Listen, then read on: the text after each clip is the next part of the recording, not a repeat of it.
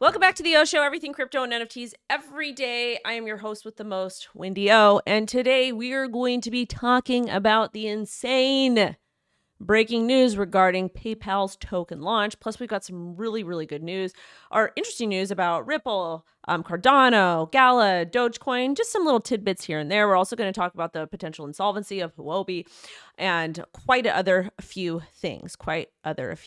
Many other things. Also, too, we're going to talk about PayPal. Don't worry, have no fear. I'm dual streaming on the Tiki Taki and on the YouTube, and we're just going to have a big old time. Big old time. Also, too, today, you guys, there's a poll. I'm going to be eating an old, what is it called? An old egg sandwich. I'm going to be eating. I know I've got somebody spoofing my account, you guys. So this is an ongoing thing, and please stop telling me that I have people that are impersonating me. It's actually becoming really annoying, and the reason why it's coming really annoying is because there's nothing I can do to stop it. This is something that's very common that happens in crypto, and the best way that you can fact check to see if it's actually me or if it's somebody else is you go to my website, CryptoWendyO.com, and you'll see all of my official links at the top, and you can fact check it. This is known as critical thinking. Oh, I hope you're being nice with that comment because I'm gonna get mad. I'm not in the mood today. But yeah, you could go ahead and do your due diligence and fact check and blah blah blah blah blah. Yeah, I don't care if people are spoofing my account. There's nothing I can do, and I don't get paid. I can't afford to pay people to help with it. But anyways, thank you guys so much for being here. And I'm gonna be eating an old egg sandwich from yesterday for for lunch. I'm going to be making some delicious dinner tonight. I'm super excited. So I've been buying the riced cauliflower because it's supposed to be low carb, plus it's a little bit healthier for you, and it's supposed to be good. It's supposed to be real good. And it is good because I've been making it. What we do is we get rice cauliflower, put a little bit of milk, some butter, a little olive oil, and some mozzarella and some cheddar, and it's absolutely amazing. So I'm going to do that tonight with scallops, and I'm super excited. Love your vibes. Old egg sandwiches can get you sick. No, because it's in the fridge. But anyways, let's go ahead and get into the news, and shout out to everybody who is showing up all the time. I appreciate you guys. Love you. We have 127 concurrent viewers, but only 125 likes. So please help support me. Smash the like, get the likes up. But let's get straight into it. As far as my mood goes, how's my mood today? Well, therapy is going really well, so that's helping. And what's going on? Yeah, I'm feeling okay. I'm a little bit sensitive. I'm in my feminine era, so I get a little bit sensitive about things. But other than that, and I get a little bit agitated with certain things. But other than that, things are going good. Why isn't crypto moving? Because it's a freaking bear market. Oh my God. So this is what happens. We get a lot of these comments. Why isn't price moving? Why isn't this number going up? We are in a bear market. We are not ready for a bull market yet. We are on our way to a bull market, but we still have a couple things that we need to do. So what happened? I live every day, Monday through Friday at 10 a.m. PST. And basically we dual stream on TikTok and YouTube. So if you're on the YouTube, smash a like. If you're on TikTok, give me the likes. We're going to talk about everything. Calm down. I got you, beautiful people. But what was I talking about? I forgot what I was talking about. I lost my train of thought. That's part of living with ADHD is that you lose your train of thought. Also, too, I'm lifting weights in the gym. So I'm getting super strong. Let's get into the news. I'm an idiot. I'm just a big idiot, and that's okay. So this is the current state of the crypto markets. Bitcoin Cash is up 5.3%. Everything is down. Down harder than your mom after your dad left. Just kidding. That's mean. That's a jab at myself. All right, let's take a look at Bitcoin. This is what Bitcoin's doing. There's literally nothing exciting. There's literally nothing exciting over here. We're in a downtrend, and I told you I'm shorting to about $28,000. I don't see us moving upward or breaking above $30,000 anytime soon. Also, too, if you want to use my ref link, we've got one for Femex down below. I think there's no KYC, and they're giving up to $6,000 away for people to use it. But again, you do need to read the terms of services and assume the risk if you're using any type of centralized exchange. But as far as Bitcoin goes, you guys, there's really nothing exciting. It actually looks like we're going to drop down and retest that lower area. So I'll make a little bit of money with my short. So I think we're going to hit down to about $28,000. Now, let's go ahead and take a look here. Okay, let's take a look over here. PayPal launches US dollar stablecoin. This is going to be a kind of a long story, so please bear with me here, okay? PayPal USD, PYUSD is fully backed by US dollar deposits, short-term US treasuries, and similar cash equivalents, and it can be redeemed for one-to-one for US dollars. Okay. From San Jose, this is PRN Newswire. Fully backed regulated stablecoins have the potential to transform payments in Web3 and digital native environments. To address that emerging potential, PayPal Nasdaq PYPL today announced the launch of a US dollar denominated stablecoin, PayPal USD. There's a lot to dive into. We're going to go through it all, so be patient. This was also posted by the Financial Services GOP from Patrick McHenry. I tend to like him. He's been going after the blue people. Oh, thank you so much for the bird or the owl. Super cute. Thank you guys. So I like the red people going after the blue people for this. And the reason why is because they need to be held accountable. Woo, cowboy hat. Woo, woo. I appreciate it.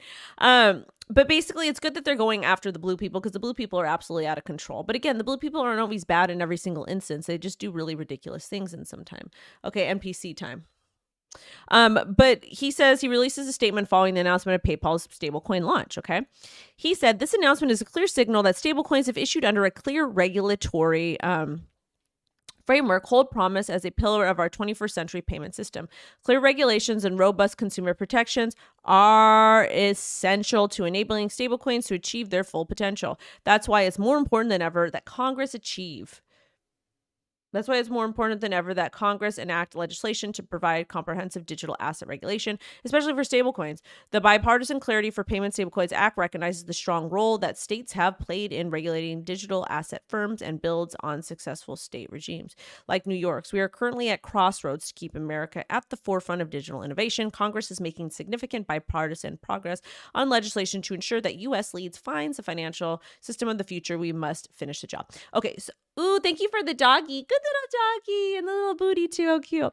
Okay, so what does this mean over here from Patrick McHenry? So basically, he's not a good guy. None of these people are good guys. They're all playing for your votes. But I do like the way that the blue people kind of or the red people kind of step in and put the blues in their space or in their place. But again, you guys, right now, I am 100%. I'm a single issue voter, and that means I'm voting for anybody who's pro crypto. The reason why is because I believe everybody deserves the right to have access to their money. Now, with that being said, both sides are bad. Both sides are bad. We are getting a CBDC. It's going to be detrimental. They're going to be able to track you. They're going to be able to rescind transactions. They're going to be able to halt transactions. And best believe if you have debt or you do something you're not supposed to do, they're going to be able to remove money from you. They will be able to remove money from you. Yep, directly from your bank account. We've already seen this happen in China. Maybe you can answer when companies or crypto utilize ETH, won't retail investors be burnt in gas? Everybody's going to be burnt in gas. So the way that Ethereum works, the way that people this is the way the ecosystem works. And a lot of you guys don't understand that the way traditional finance works too. Credit cards have a third-party transaction fee. When you write a check, there's a transaction fee.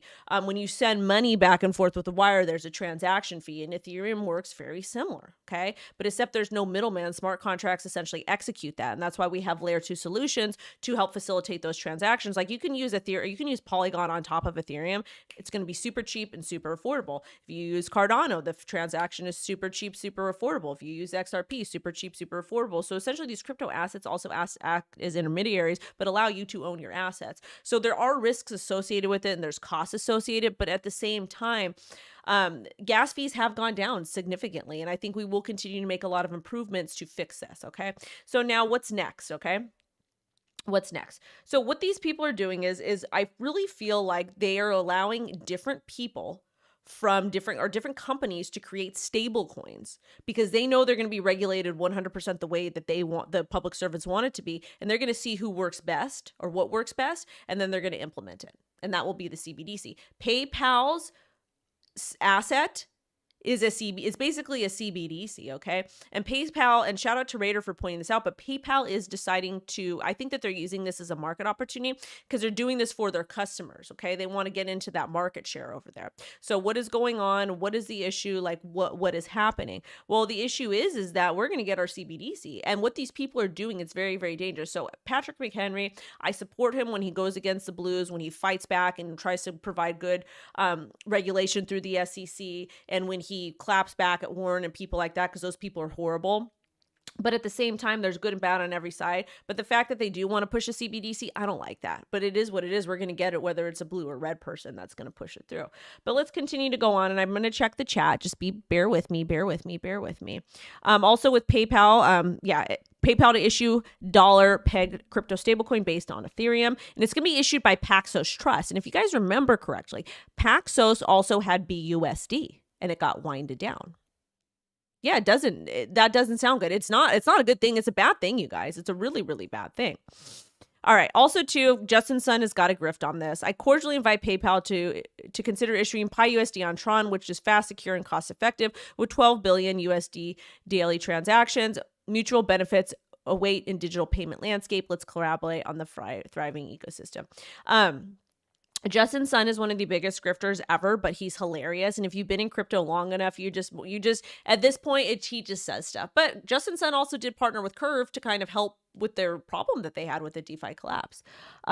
Please suggest five top altcoins I think will pump. No, because then if I do and you lose money because you don't take profit, then you guys are going to come call me a scammer. I don't feel like dealing with it. We have 221 concurrent viewers, only 73 likes. I'm actually very irritated with this. You guys need to smash a like, okay? You guys need to smash like.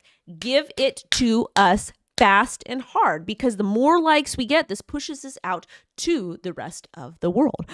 We got to say good morning to Pew Pew, to Gamer, to Roland, to KS, to John, to all the other amazing people in here. Smash the like, get the likes up. We should have at least 200 likes, you guys. We have 243 concurrent viewers. Smash the like. Now, we have a poll at the top here. Will you grift on PYUSD? I'm going to grift on it.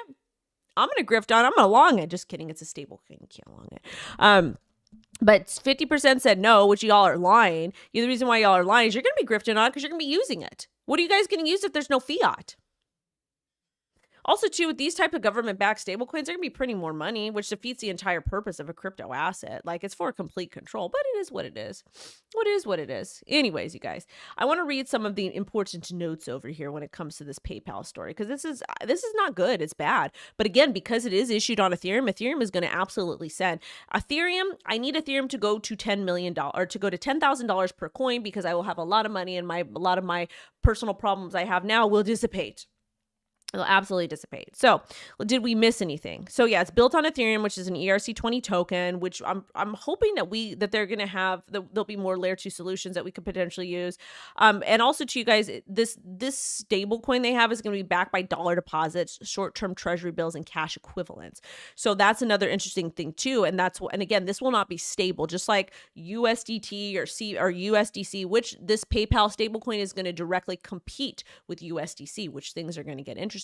And I don't know if you want competitions within your own country with different stable coins, with the different fiat currency. To me, it seems like it doesn't make sense. So it's gonna be a really interesting transition to see what happens. Okay. And thank you guys so much all for the likes. Thank you so much for watching the show.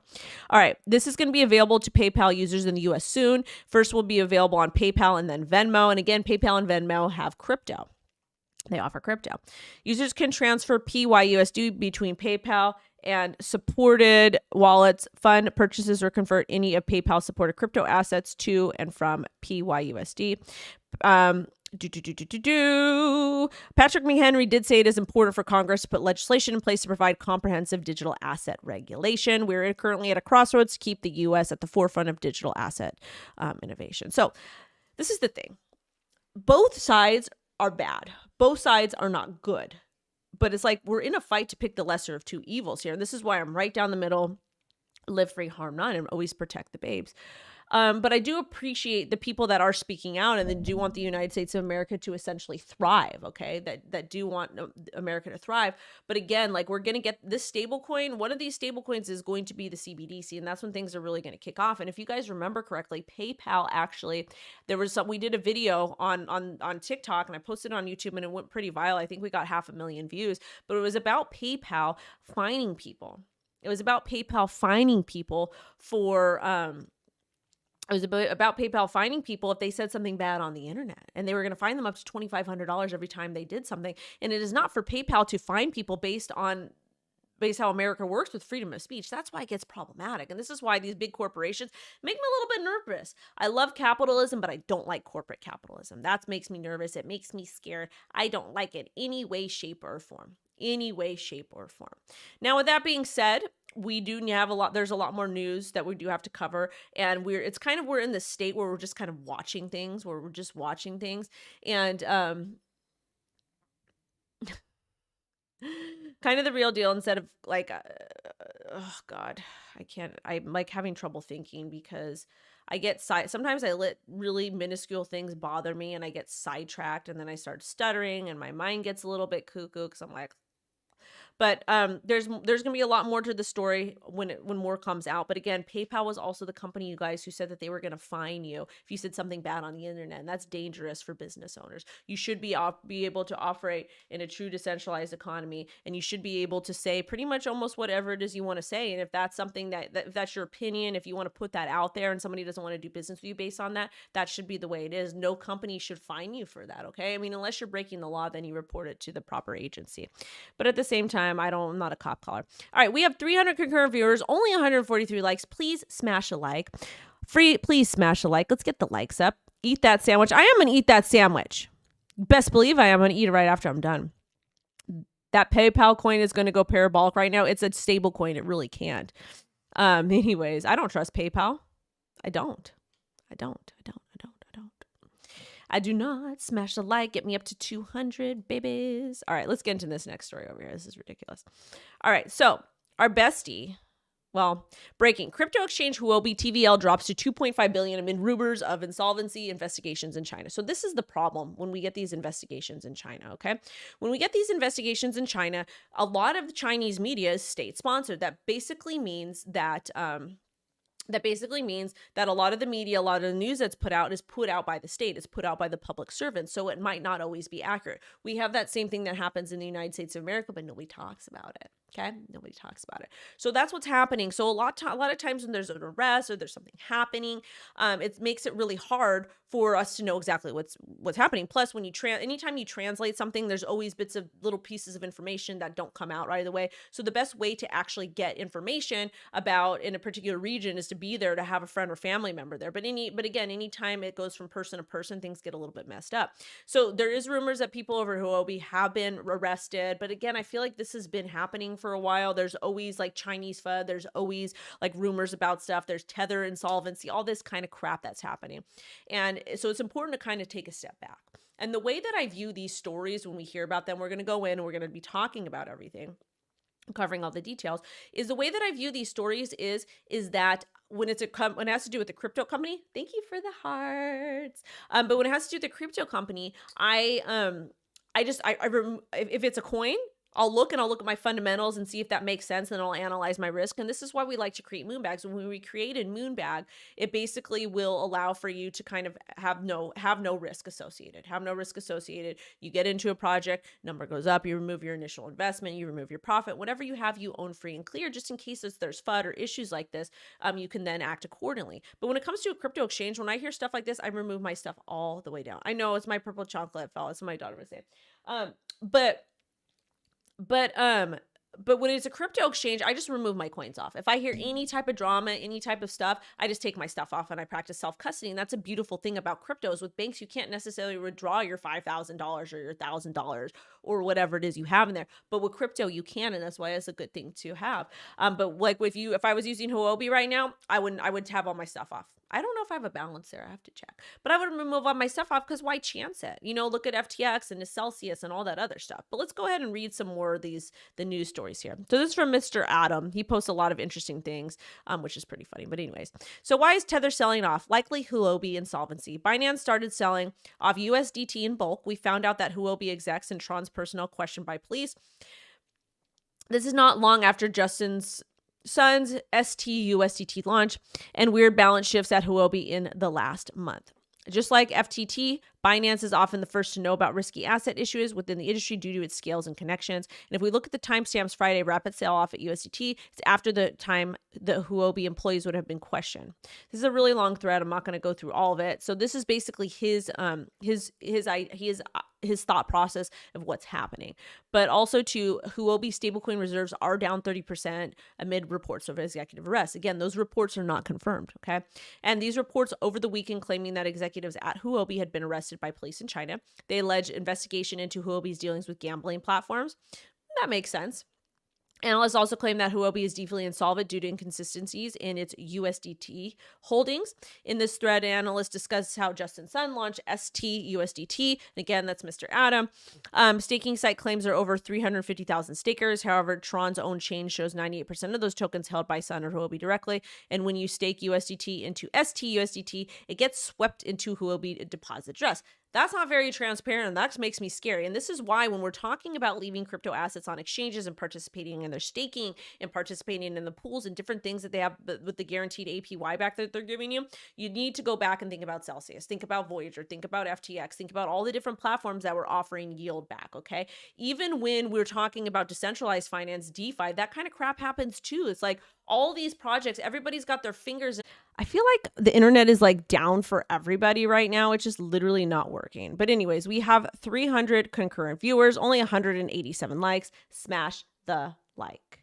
Get the like smashed, please. Okay. We have fake news. We're truly not free, not even close. Yeah, I know we're not. We should have at least 300 likes. So get the likes up, please. Okay.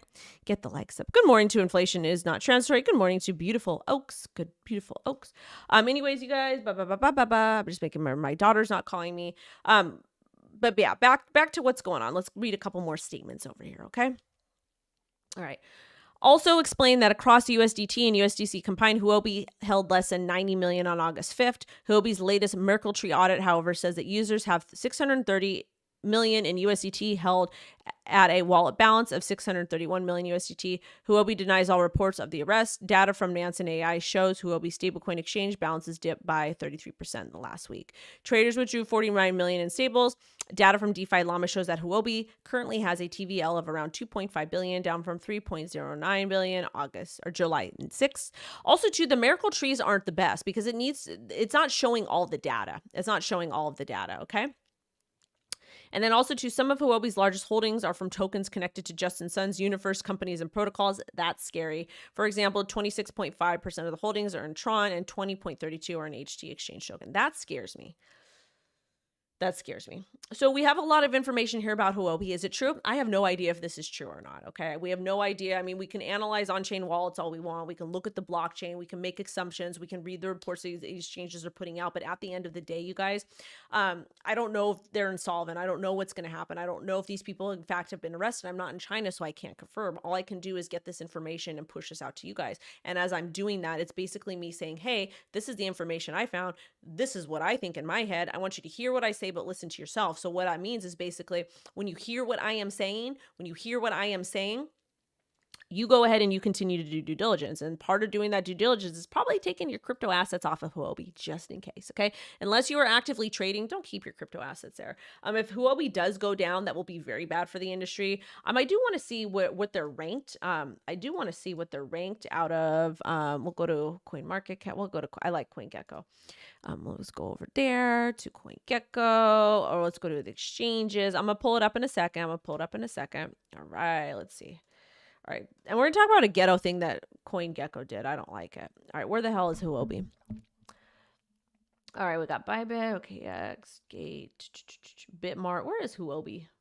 Huobi is ranked number 20 for as far as crypto volume goes. And they have, or what is this? They're ranked number 20. What is this out of? Trust score reserves data. I think, it's out of, is it out of volume? Yeah. No, I don't know what it's out of. Is it? I don't freaking know. Anyways, huobi is rated number 10th by trust score. Oh, it's ranked by trust score. I want to see them ranked by volume. Yeah, let's do the volume. Okay, yeah, volume. Who is ranked out of volume? Yeah, huobi is ranked 20 out of volume. Okay, that makes sense. Sorry.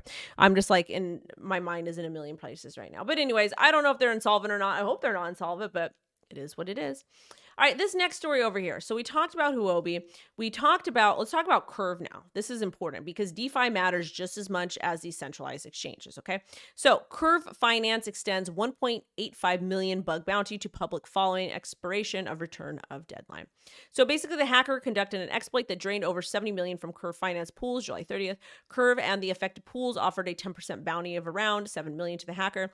The attack targeted stable pools using vulnerable versions of Viper performing language through re-entrancy attacks. Attacker returned the stolen assets to Alchemist and JPEGD pools, but failed to refund the other pools. Latest, repayment deadline has now expired. Curve is extending the bounty to the public, offering 1.85 million to anyone who can identify the hacker. So basically what happened was when Curve got hacked, it caused a bit of a DeFi contagion. That basically means it was found out, everybody had their hands in everybody else's pot.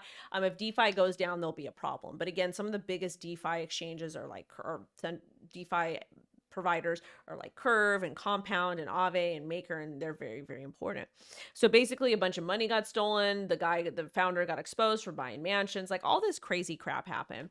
And again, like who are we to judge what this guy can do with his own tokens? But again, he essentially printed them out of thin air, so who knows? But the moral of the story is with this is that the Curve said, hey, give us funds back and we won't go after you legally. But because they didn't do that, they're probably going to go after them legally. And now they're giving 1.85 million to anyone who can identify the attacker. And so the reason why these stories are very, very interesting is because it just shows like how people can step in and earn money. So if you're tech savvy and you can figure out who did what, you can earn some money. And that's absolutely outstanding. In the chat, you guys, we have 255 concurrent viewers. Make sure to smash the likes and get the likes up. Get the likes up. We should have at least 300, okay? All right, let's get into the next story. Let's get into the next story over here. This one is a good one. So good one. We talked about Curve. All right, so this is for Alex Mashinsky, founder of bankrupt crypto lender Celsius must face New York fraud lawsuit. So basically, the New York Attorney General, Led James, alleged that he defrauded investors by calling Celsius a safe alternative to banks and concealed risk, including hundreds of millions of dollars in investment losses. James is also allowed to pursue claims under the Martin Act, and it's a powerful state securities law. A judge also said that earned interest accounts that Celsius offered customers qualify as securities under law. I don't know how this is going to impact the bankruptcy, especially for earned people, because I got some money in earn. So we'll see how this will impact us. Who knows? But it's good to see that they're going down. Also, let's talk about WorldCoin because I got something to say about this, baby. Woo! All right. So WorldCoin Nairobi warehouse raided by Kenyan police, local reports. Kenyan government suspended WorldCoin's operations last week, citing security concerns. This is how public servants should work. They should actually work towards protecting their people because WorldCoin is predatory. WorldCoin is going into poverty-stricken areas and they're saying, hey, we'll give you $50 if you let us take your biometric data. Every human being is very, very valuable in their own way. And the fact these people want to come in, I think I got bit by something really bad. Uh-oh. Oh no. Oh no. This is swelling up really weird. Whatever. Anyways, so Kenya's government said, nope, we're not going to allow you to do this. You can't mess with our people. I'm not saying that Kenya's government is perfect, but this is the way public servants should act. They should not be allowing third parties to come in and take your biometric data. It's your personal information. But anyways, Kenyan Capital Markets Authority was concerned about the ongoing registration and known Kenyans that WorldCoin was not registered in Kenya. Under Kenyan law, individuals had the right to not have any personal information unnecessarily required or unnecessarily revealed. The police and multi-agency officials raided that Nairobi warehouse of WorldCoin. The raid was conducted under the supervision of the Office of Data Protection Consumer, confiscated documents and machines. Machines contain data gathered by WorldCoin. Who's going to know or what's going to happen? What is going to happen with that data? Will the Kenyan government get it? That's scary too, is because once you give these people your data, you don't know what's going to happen. Also too, we got a little bit of news about XRP, a little bit of XRP. We talked about this yesterday on the stream. I'll just go over it really, really quickly. But the SEC absolutely believes XRP itself is a security, and Judge Torres clearly reputed that in the belief of her ruling. Here's a transcript from 2011 hearing. The SEC lawyer argues that XRP remains a security, but that there is an exemption for individuals to sell. So we talked about this yesterday.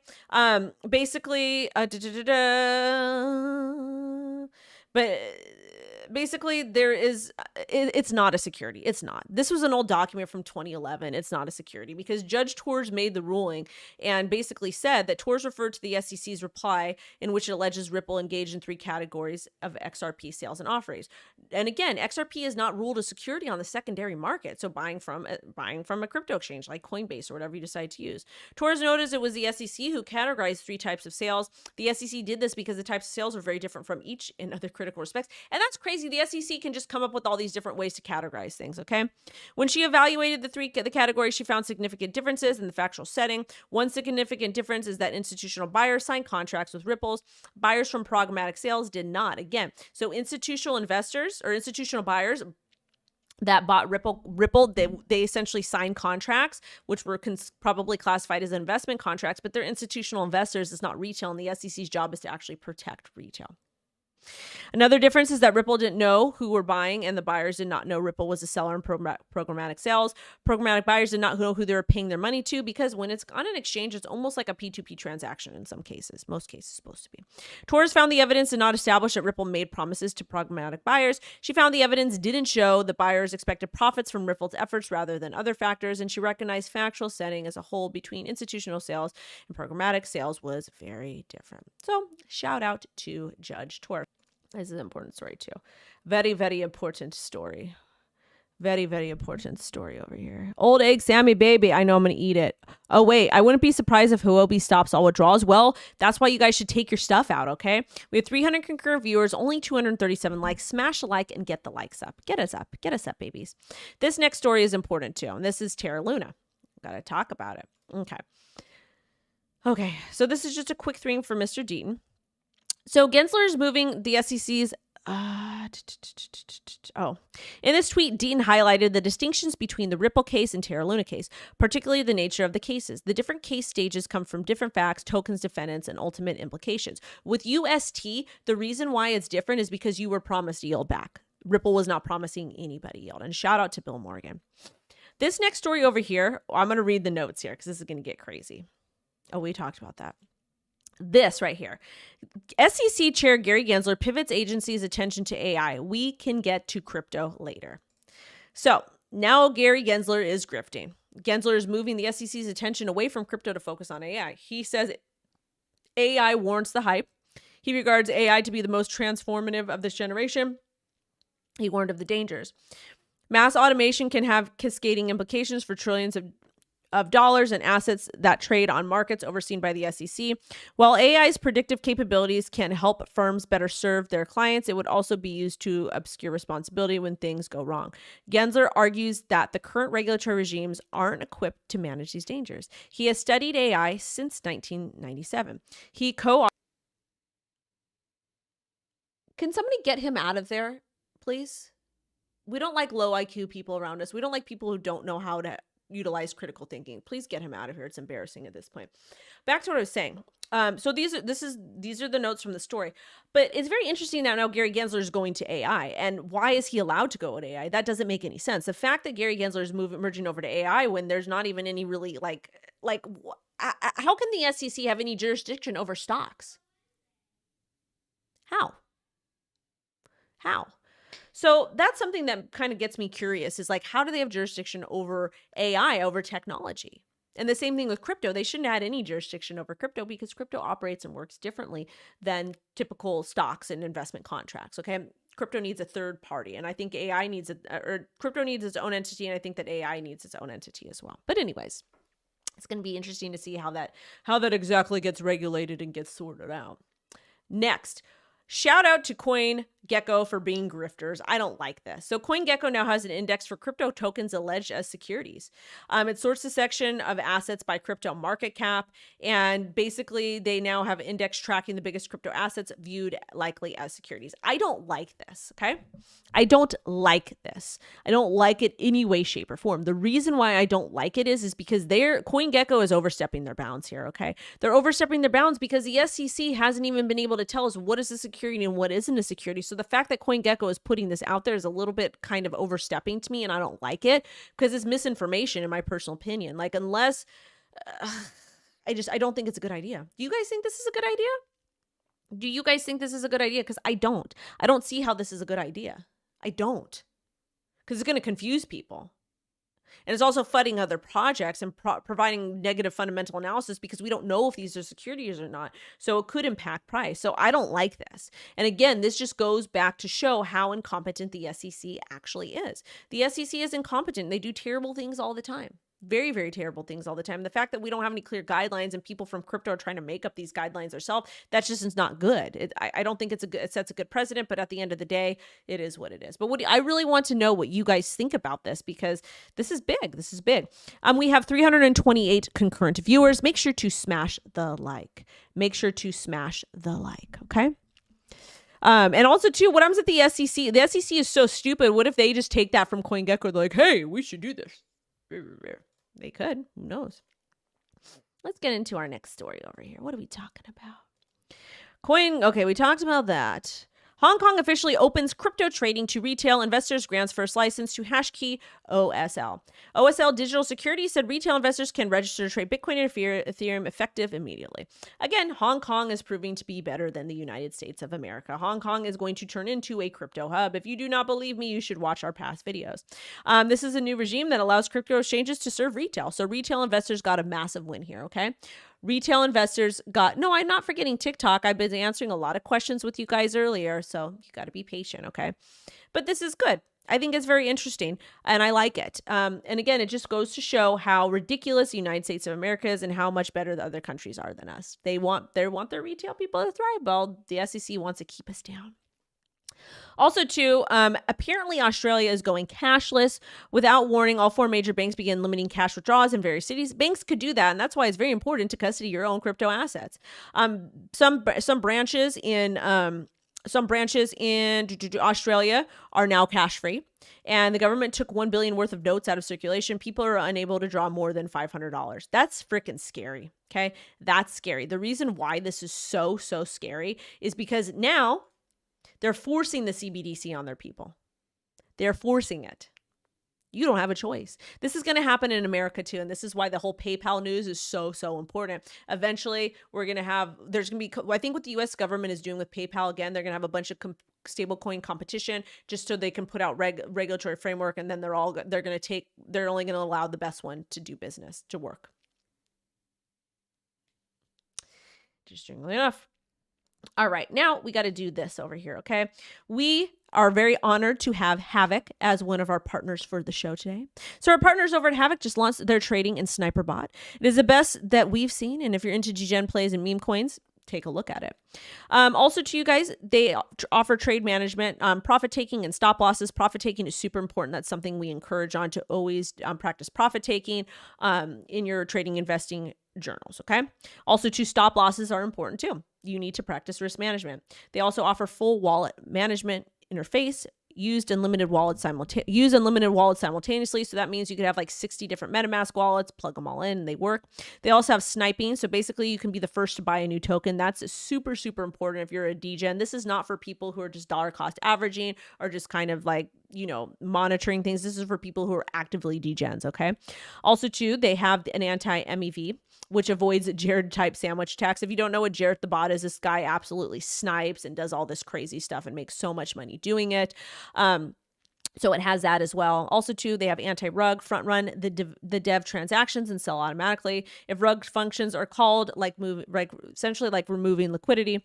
And if they make it unsellable or change to 100% tax, that's also known as a honeypot. So basically, if you go to sell something, they up this tax amount and they change it in the code and they take all your money.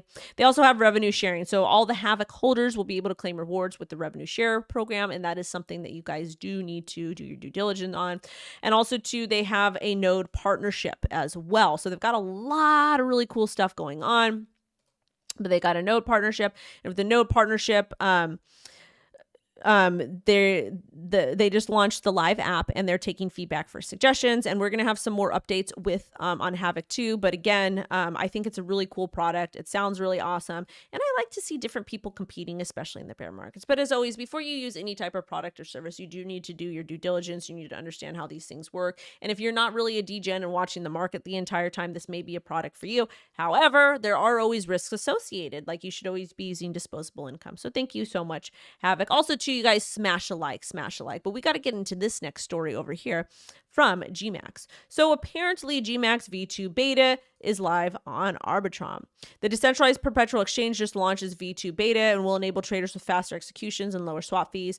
It also benefits liquidity providers with incentives from long-short balancing swapping fees. It enables traders trading multiple L1 tokens, including Solana, XRP, shout out to XRP community, Litecoin, Doge, and ARB on Arbitrum, as well as Avalanche. I don't like the wrap tokens on different chains, but people do.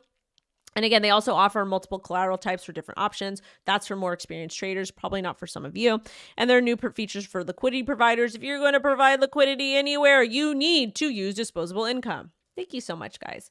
Now let's talk about Cardano, because Cardano blockchain transactions jumped 49% in Q2 on the network upgrades. So let's talk about it. What happened? What's going on? Cardano blockchain activity grew in value and locked transactional metrics quarter over quarter. This came after technical improvements and a rise in dev interest. Miniswap DEX showed the largest growth.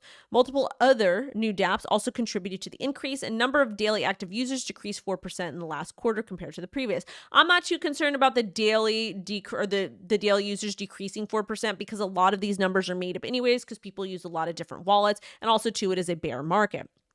And DeFi Llama shows 175 million worth of tokens are locked on Cardano. So that could be interesting as well.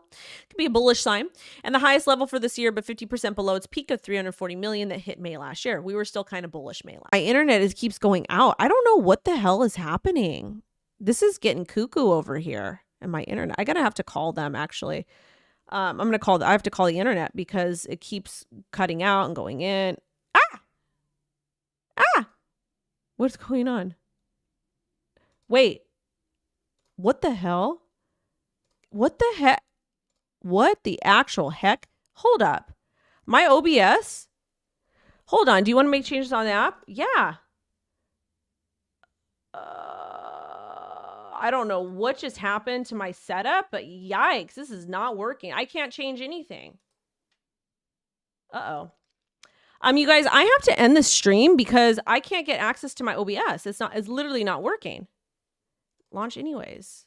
Like, it's literally not working. Oh my God. This is freaking weird. I've never had this happen before. Yikes. Anyways, you guys, I gotta send you love and light. My thing is not working, but thank you guys so much for watching. Have a great rest of your day. WendyO is out. Bye-bye.